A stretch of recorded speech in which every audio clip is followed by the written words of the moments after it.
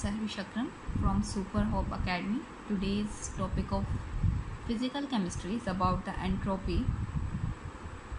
Entropy word was first used by the Rodolphe Clausius in 1850. और entropy को अगर हम डिफ़ाइन करें तो इस इक्वेशन से हम क्लियरली इस चीज़ को एंट्रोपी चेंज को डिफ़ाइन कर सकते हैं कि एंट्रोपी चेंज इक्वल होता है heat absorbed reversibly divided by the temperature. और ये जो हीट एब्जॉर्ब्ड है रिवर्सिबली मीन्स के जो ये हीट ट्रांसफ़र हो रही है या हीट एब्जॉर्ब हो कहाँ से रही है, ये हो रही है सराउंडिंग से। और कौन एब्जॉर्ब कर रहा है? सिस्टम एब्जॉर्ब कर रहा है। तो हम बोल सकते हैं कि यहाँ हीट की ट्रांसफॉर्मेशन हो रही है between the system and the surrounding. तो बात होगी मीन्स अगर हम बात करें सराउंडिंग की और सिस्टम की, तो हीट एक जगह से रिलीज़ हो रही है और दूसरी जगह एब्जॉर्ब हो रही है। तो del Q reversible means heat absorb और रिलीज रिवर्सिबली। तो इसको हम बोलते हैं entropy. Means entropy is the ratio of del Q reversible divided by temperature. We can also define it in terms of disorderness के हम बोलते हैं कि एंट्रोपी जो है वो मैयर है। और किस चीज़ की मैयर है? डिग्री ऑफ डिसऑर्डरनेस या रैंडमनेस। यहाँ जो डिसऑर्डरनेस और रैंडमनेस का जिक्र आया है ये भी रिलेट करता है थर्मोडायनामिक्स के साथ। मीन्स यहाँ भी किस चीज़ की शेयरिंग या कह सकते हैं कि सेपरेटिंग हो रही होती है? थर्मल एनर्जी की। कि थर्मल एनर्जी की ट्रांसफॉर्मेशन होती है between the system and surrounding और उसके नतीजे में डिसऑर्डरनेस और रैंडमनेस आ जाती है किसी भी सिस्टम के अंदर। और जब हम उस सिस्टम की रैंडमनेस और डिसऑर्डरनेस को स्टडी करेंगे तो उसको हम बोलेंगे दिस इज़ द एंट्रोपी। तो एंट्रोपी के लिए जो जिस डेफिनेशन में डिसऑर्डरनेस और रैंडमनेस का जिक्र आया है वो भी रिलेट किससे कर रहा है? इनडायरेक्टली हीट ट्रांसफॉर्मेशन से। मीन्स के थर्मल एनर्जी की ट्रांसफॉर्मेशन और इसके नतीजे में डिसऑर्डरनेस हो जाती है सिस्टम के अंदर। तो इसको हम एंट्रोपी बोलते हैं। अब जो एंट्रोपी होता है वो एक स्टेट फंक्शन होता है। और state function means it's value depends upon the initial and the final state. It is not depends upon the path. Similarly, it is an extensive property. It means that its value depends upon the amount of the substance. अगर amount of the substance को change करोगे तो entropy change भी increase या decrease होगा। तो इसकी that's why it is also known as the extensive property। कि entropy change जो है वो क्या है? extensive property है। अब हम चलते हैं रिवर्सिबल आइसोथर्मल एक्सपेंशन की तरफ। तो इसको एक्सप्लेन करने से पहले आपको पता होना चाहिए कि एक्चुअली रिवर्सिबल रिएक्शन कौन से रिएक्शन होते हैं। तो रिवर्सिबल हर वो रिएक्शन रिवर्सिबल रिएक्शन होता है जो कि नंबर ऑफ इन्फिनिटेसिमल स्टेप्स में या टाइनी स्टेप्स में कंप्लीट हो। उसको हम बोलते हैं कि वो रिएक्शन कौन सा है? रिवर्सिबल रिएक्शन है। इसका मतलब ये है कि मीन्स ऐसा रिएक्शन जो बहुत सारे स्टेप्स में कंप्लीट हो रहा है और अगर आप किसी एक स्टेप को अनडन कर देते हो तो आप दोबारा से वही वाली कंडीशन ले लो। मीन्स कि अगर आप कंडीशन को चेंज कर देते हो, फ़र्ज़ करो आपने टेम्परेचर को चेंज करने से टेम्परेचर के डिफरेंस से ही ट्रांसफॉर्मेशन हो रही है, ठीक है? तो ये प्रोसेस कौन सा होगा? रिवर्सिबल होगा। और दूसरी चीज़ है आइसोथर्मल। आइसोथर्मल का मतलब ये है, आइसो मतलब सेम, थर्मल मतलब हीट। मीन्स के जो सिस्टम, चूँकि हम बात करते हैं सिस्टम और सराउंडिंग की, ठीक है, तो उसके दरमियान जो हीट की ट्रांसफॉर्मेशन है वो कांस्टेंट ही रहेगी। मीन्स के टेम्परेचर जो है वो कांस्टेंट रहेगा। तो उसको हम बोलेंगे रिवर्सिबल आइसोथर्मल। और ये पूरा चीज़ जो है वो रिवर्सिबल आइसोथर्मल एक्सपेंशन हो गया। तो अब हम चलते हैं इक्वेशन की तरफ। जैसे यहाँ है change in entropy of the system जो हमने ऊपर डिफाइन भी किया is equal to Q reversible divided by T. और in terms of surrounding it will be also equal to q reversible divided by t but with negative sign. Here the negative sign is actually shows that the energy loss from the surrounding means energy released from the surrounding and absorbed by the system. That's why it is positive and it is negative, and the negative sign shows the loss of the heat. So total change in entropy when we talk about the reversible isothermal expansion is equal to change in entropy of the system plus change in entropy of the surrounding. Here when we put the values of change in entropy of system and surrounding, then we get the answer 0. This 0 indicate that in case of reversible isothermal expansion the change in entropy is equal to 0, means जितने भी reversible process हैं उसके लिए हम कहते हैं कि change in entropy की वैल्यू क्या होती है, 0 होती है। या हम ये भी बोल सकते हैं कि ये 0 इस चीज़ को इंडिकेट कर रहा है कि जो सिस्टम है वो इक्विलिब्रियम पोजीशन पे है। मीन्स के सारे जो रिवर्सिबल प्रोसेस होते हैं वो किस पोजीशन पे होते हैं, इक्विलिब्रियम पोजीशन पे, जिस पे हीट की ट्रांसफॉर्मेशन जो है वो कांस्टेंट होती है, इक्विलिब्रियम होती है। That's why the change in entropy is also equal to 0. So now there is a change in entropy of an ideal gas reversibly and isothermal expansion when there is a variation of volume and pressure. तो हमने किया क्या है कि हमने एक ideal gas ली container के अंदर, ठीक है, और उसको under the reversible isothermal expansion its volume increase from V1 to V2। तो ये कंडीशन हो गई जब कोई भी ideal gas under the expand हो रही है under the reversible and an isothermal condition. जब इस तरह की कंडीशन होगी तो अगर आप रिवाइज करो कार्नेट इंजन को, जिसमें जो फर्स्ट स्टेप था वो रिवर्सिबल आइसोथर्मल एक्सपेंशन का था और उसके अंदर हम हीट जो है वो फ्लो करती थी फ्रॉम द सोर्स, मीन्स के सोर्स से हीट का फ्लो होता था टू द सिस्टम के अंदर, या ये बोलो सराउंडिंग से सिस्टम की तरफ हीट ट्रांसफ़र होती थी। तो जब ये वाला काम होता है, मीन्स कि हम सराउंडिंग से हीट ट्रांसफ़र हो रही होती है इनटू द सिस्टम, तो हम बोल सकते हैं कि सिस्टम के अंदर जो गैस मौजूद है, जो सिस्टम है, उसकी इंटरनल एनर्जी में कोई चेंज नहीं आ रहा, मीन्स के change in internal energy is equal to 0 है। जब change in internal energy is equal to 0 है, so according to the first law of thermodynamics, del E is equal to Q plus W. Here we put the value of del E is equal to 0 and we get Q is equal to minus W reversible. यह चीज़ हमारे पास हो गई।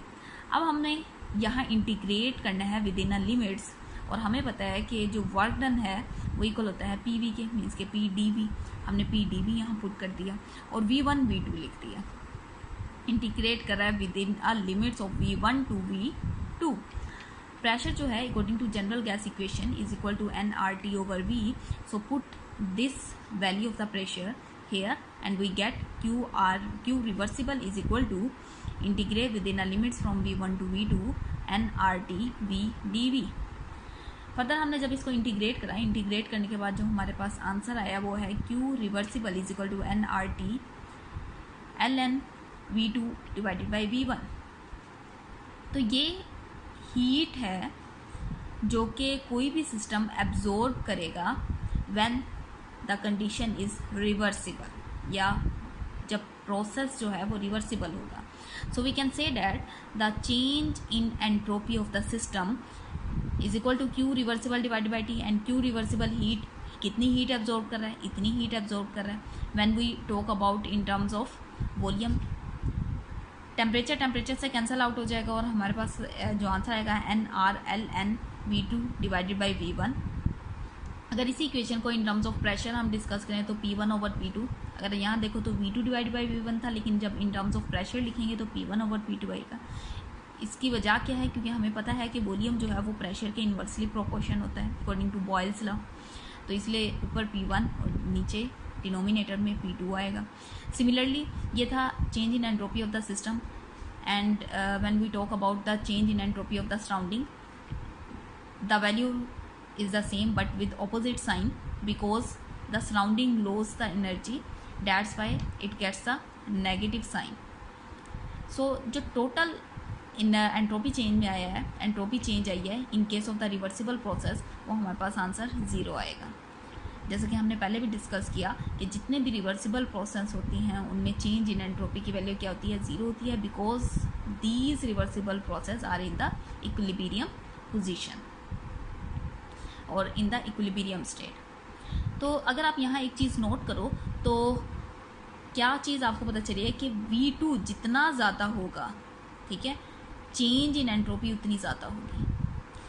V2 किस वक्त ज़्यादा होगा, जिस वक्त एक्सपेंशन ज़्यादा होगी, मीन्स के एक्सपेंड वॉल्यूम जो है वो, या गैस जो है, गैस की एक्सपेंशन जितनी ज़्यादा होगी चेंज इन एंट्रोपी उतनी ज़्यादा होगी। या दूसरे केस में हम कह सकते हैं V2 जितना ज़्यादा होगा V1 से उतनी ज़्यादा एंट्रोपी चेंज इंक्रीज़ होगा, या P1 जितना ज़्यादा होगा P2 से तो चेंज इन एंट्रोपी इंक्रीज़ होगी। तो और ये उस वक्त होगा जिस वक्त गैस एक्सपेंड होगी, क्योंकि गैस एक्सपेंड होगी तो इसका मतलब ये है कि रैंडमनेस और डिसऑर्डरनेस भी इंक्रीज़ हुई है। जब रैंडमनेस और डिसऑर्डरनेस इंक्रीज़ हुई है तो चेंज इन एंट्रोपी भी इंक्रीज़ होगी, because we define the change in entropy in terms of randomness or disorderness, but this randomness and disorderness is closely related with the thermodynamics, means due to the thermal energy transfer this disorderness occurs and as a result the change in entropy increases। अब है हमारे पास change in entropy in case of irreversible isothermal expansion। हम इस चीज़ को पहले discuss कर चुके हैं कि जो चेंज इन एंट्रोपी होता है वो एक स्टेट फंक्शन है। जब वो स्टेट फंक्शन है means it's value depends upon the initial and the final state of the system but not on the path. जब वो पाथ पे डिपेंड ही नहीं करता तो जो change in entropy of the system है इन केस ऑफ इरिवर्सिबल और इन केस ऑफ रिवर्सिबल उसकी वैल्यू एक जैसी होगी, because it does not depends upon the path, it only upon the state, final or the initial state. So the change in entropy of the system for the irreversible and the reversible process are the same, which is equal to nr ln v2 divided by v1।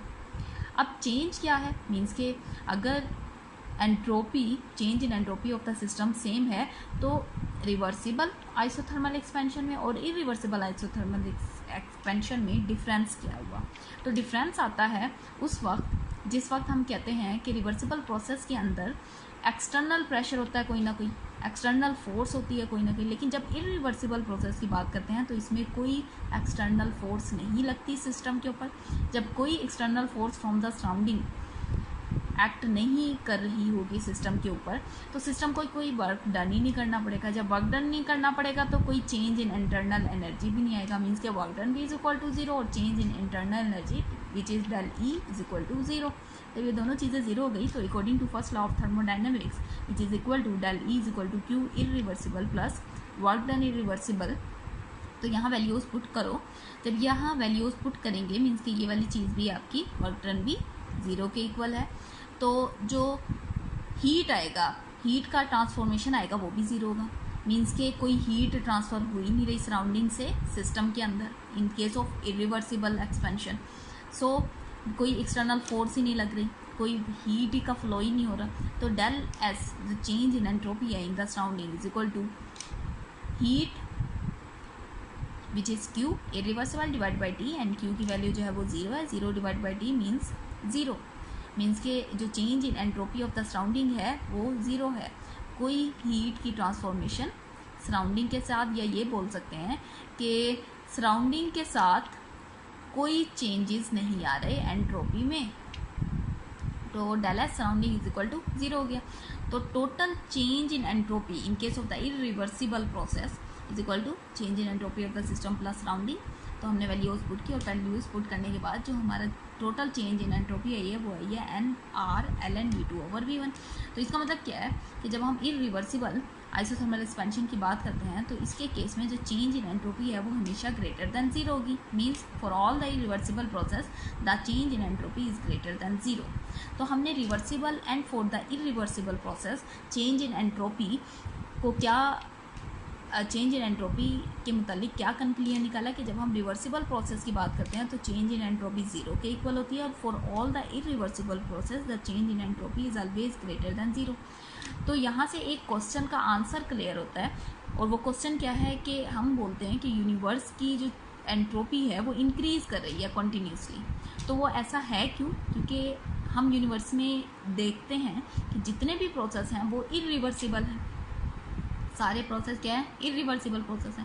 जब सारे process irreversible हैं तो हमने ये चीज़ अभी अभी explain की है कि for all the irreversible process the change in entropy is greater than zero. That's why the entropy of the universe increases continuously. So I hope you get information from this lecture about the entropy. If kindly